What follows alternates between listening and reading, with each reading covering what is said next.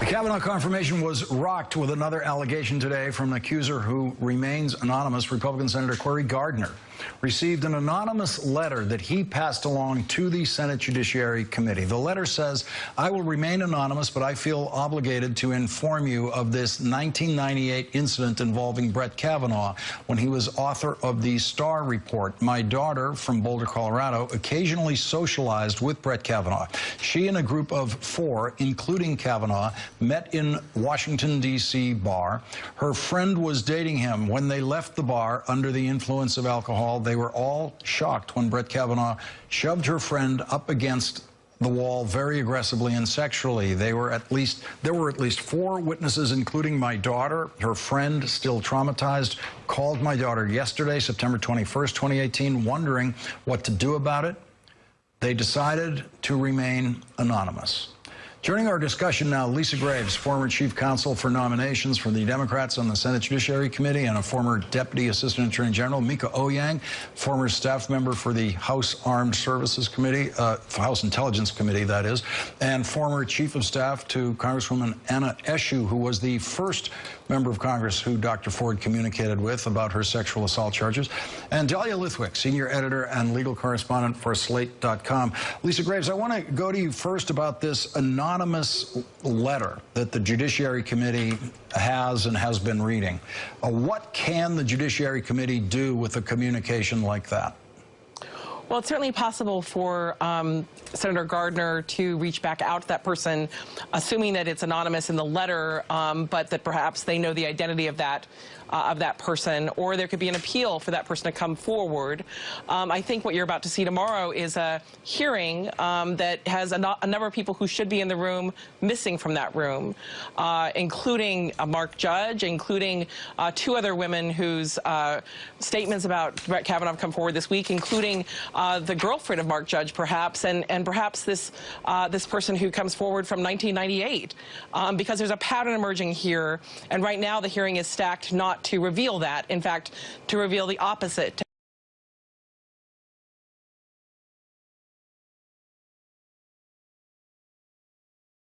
American people, when a denial is the most predictable thing to hear in this case, it's what you almost always hear when someone is accused of rape or sexual misconduct.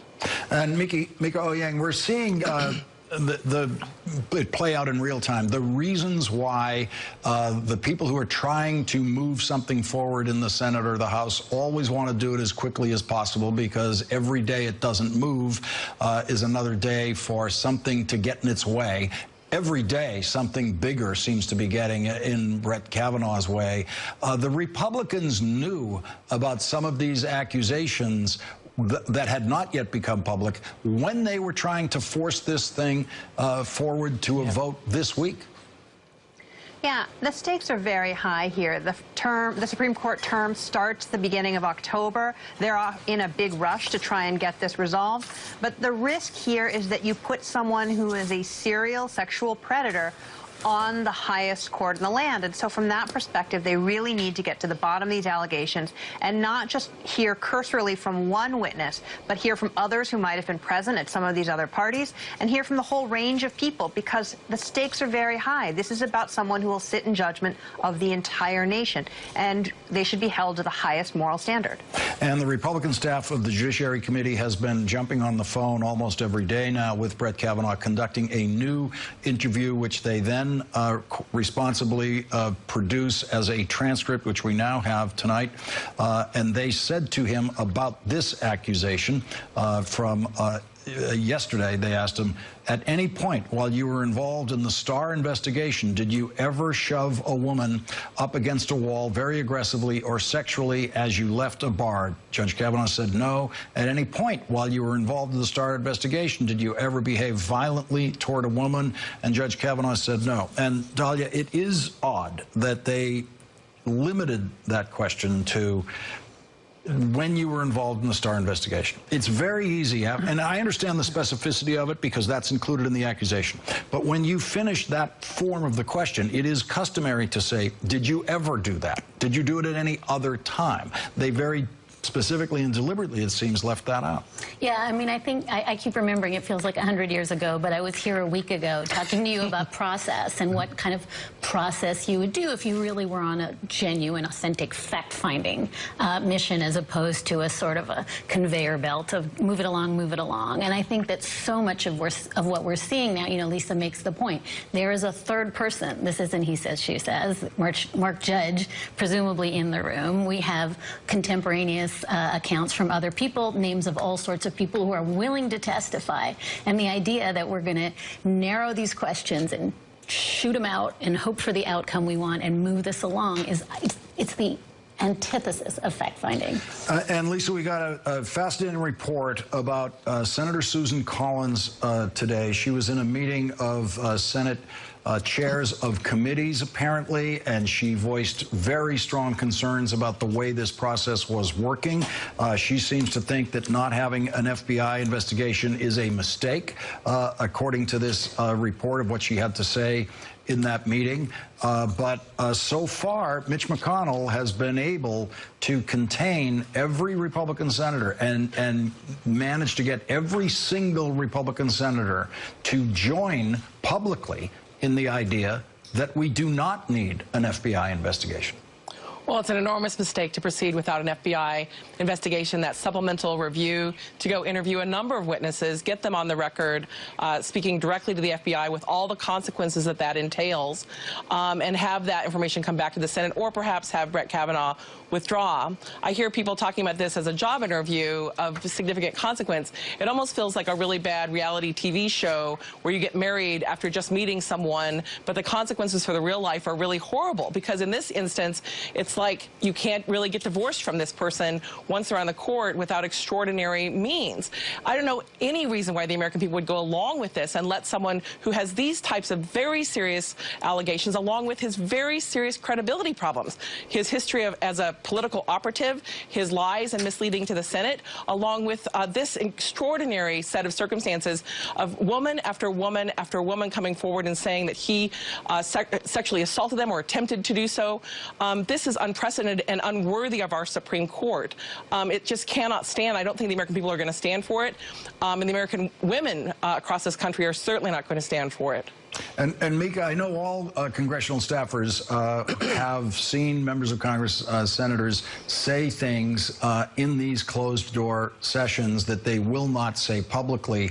But what Susan Collins is reported to have said is really a giant leap away from what she's saying publicly. Apparently, she brought the affidavit, Michael Avenatti's client Julie Swetnick's sworn affidavit, to this chairman's committee, and this committee this meeting today had nothing to do at all with the Judiciary Committee investigation. So Susan Collins was forcing this subject on a room that didn't want to hear about it. It was more organizational for what they're doing on other legislative fronts.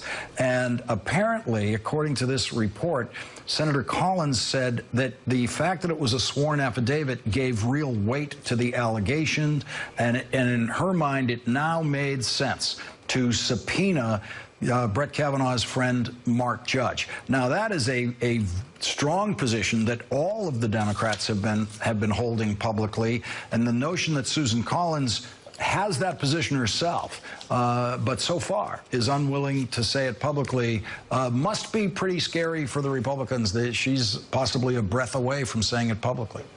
That's right, and she may not be the only one. I've seen many times in closed-door meetings among senators, they're much more willing to share their doubts away from the cameras, away from the reporters. And what we saw Senator Coons was speaking about was that many more senators are uncomfortable with this process. They don't like this rush to judgment. They don't like the idea that they will be perceived as railroading Dr. Ford, not listening to her story, ignoring these other very serious allegations. Look, it's very complicated when you have whistleblowers come in, but you really do need to get to the bottom of these things. And Dahlia, one of the other things that always happens when a nomination like this is hanging out there for an extended period of time is that the supporters of the nominee will invariably end up saying crazy things. The star of that now is Lindsey Graham. We thought it was going to be the older senators. We thought it was going to be Orrin Hatch. But Lindsey Graham today said, this is his defense, of Brett Kavanaugh, he's not Bill Cosby. Lindsey Graham, the guy who thinks he's the best lawyer in the Senate, came up with the, quote, he's not Bill Cosby defense.